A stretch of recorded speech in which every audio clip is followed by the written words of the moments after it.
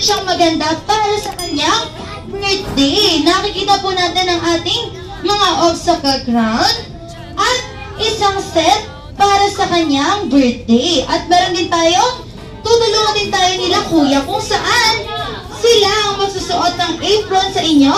From the starting point, isusuotan na ang inyong mga apron at kailangan nyong tumalon upang malagpasan ang ating mga obstacle ground papunta sa ating mahiwagang lamesa, kung saan kailangan nyo pong i-assemble according sa kanilang mga size and shape. Meron tayo ditong plato, kutsara, tinidor, at baso. Kapag natapos nyo na, babalik po ulit tayo sa ating pwesto at ipapasa ang gawain sa susunod na player.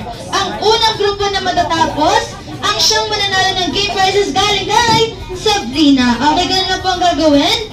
Naiintindihan ng ating mga Jolly Kids? Ready na ba ang ating mga Jolly Kids? Okay, let's get ready in 3, 2, 1, and go!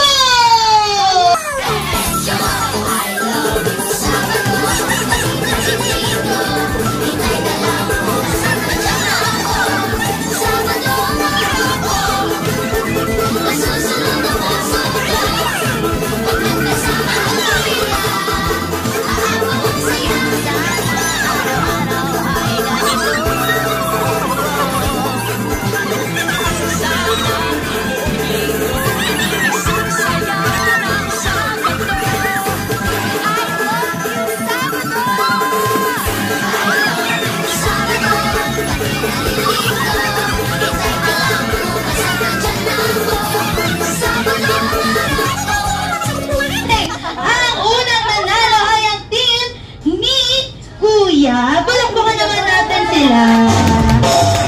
Kuya Angelo, makikita po ng game prize. Sige muna tayo. Yung mga lalaki po kay Kuya Angelo.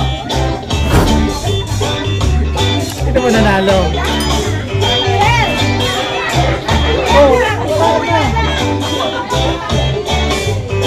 Thank you. May food pa?